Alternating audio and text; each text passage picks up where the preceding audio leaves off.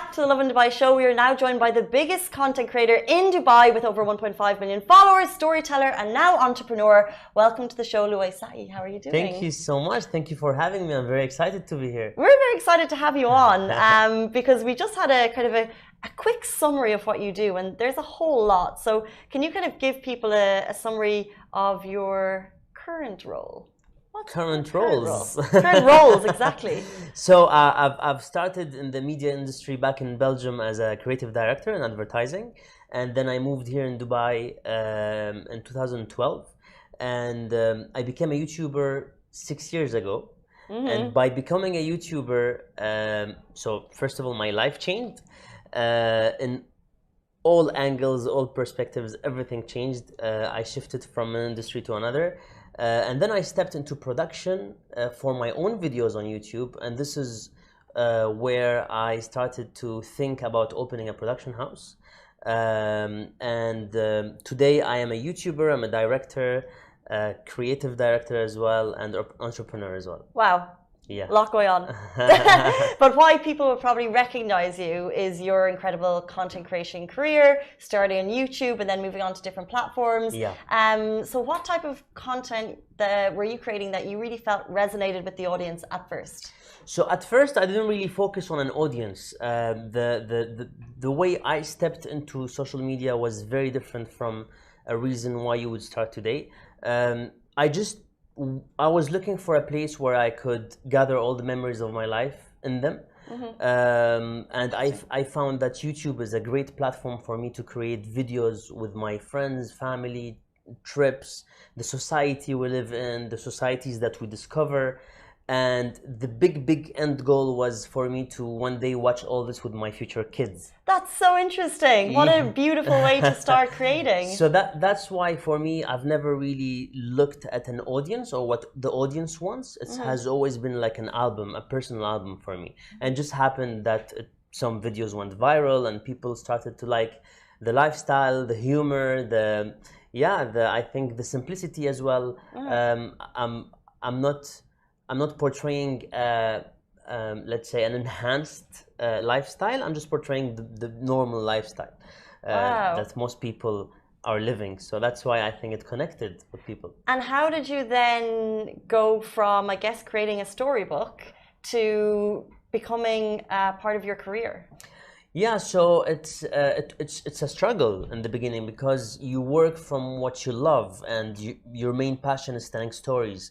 And then you realize you have to also survive in a huge city that is fast-paced and everything. There's every day something new happening, so you have to maintain financially, mentally, everything. So the passion had to become a career and a business. But I always wanted to stay a creator, and it was so hard for me to put the hat of a businessman, or I didn't like sitting in meetings and all of these things, but I learned with time, and now I'm enjoying it as much as I'm enjoying being a creator. So I have two hats, and before it was very hard for me to flip them, but now it's so easy. After years. Well, that's, I think, inspiration to anyone who's trying to make that jump. But let's say, for example, if you're creating something that's so authentic and you have, let's say, millions of followers, what is it like when you're doing something for a very simple reason, but if you get different responses from people on social media, how do you respond, and how was it kind of building your community? Yeah, so my community basically, all of them are in the Middle East. So the advantage we have in the Middle East, that mentality is almost the same compared to if you speak in English. You have people from all over the world following you. So cultures are different, religions are different, boundaries are different. So I didn't really face differences from my audience, and my content was family content. It was fun, entertaining. I didn't really give too many opinions. I gave my personal experiences and the thing that I've never faced different opinions from my audience. And I think I connected so much with them because I've lived abroad, and I brought something new with me in the region. And most of the people who follow me, they don't necessarily have the tools that I had when I grew up. So I What do you shared mean all by of that. tools? I mean, I got an education in Europe. Most of my audience, because I speak with my Iraqi dialect, I have Iraqi audience. I have audience in Algeria. I have in Egypt, and people my age didn't have the chance that I had when I was a kid by living in Europe, traveling the world. So I've always shared all of that. So even if they have never been to Paris, I've showed them Paris, and I spoke so much about it. If they've never had sushi, I've spoke about sushi, and you know what I mean. Yeah, So from your own this was point all of in the view. beginning. So we connected so much on Can that you level. remember, I guess, like maybe from the beginning or at any point, what's your favorite piece of content that you've created? My favorite piece of content, it was the documentary of why I started my first vlog on YouTube. So I was on Snapchat in the beginning, and I used to do comedy stuff. And then one day I received a message from a fan in Iraq, and she had cancer, and it was a very late stage. And her dream was to come to Dubai, but she can't. So I grabbed the camera. I went to, can we name stores here? Yeah, Virgin Megastore. And bought my very first camera, and I filmed my first vlog, and it was not meant to go viral. It was just a video for this girl. Wow. I showed her Dubai. I started in Old Dubai, then went to downtown Marina, and the conversation was me and her, you know, and it was just a gift. That's like, to me, it was the minimum I could do to her. And the next thing I know, the video went viral, and people started to ask for more. Like, what is this? What is this vlogging? It was not even a thing in the Middle East. So this is how it started, and this documentary is very important to me because in 5 minutes, it shows you the difference between an influencer and a content creator, a storyteller and a celebrity. So I always show it to people who have time to try to understand who I am. Okay. Yeah, it's called Places. It's on YouTube. Well, I'd heard the story before, and it's just such a beautiful one. How does it feel to have that kind of real impact on followers, that you are showing them something so fresh and new and exciting? Yeah, so it's first of all, it makes me proud, but then it makes me also feel responsible of anything I say, because when people look at you, not everyone, but when some people look at you as a mentor, you have to be very careful of what you say, the way you say things.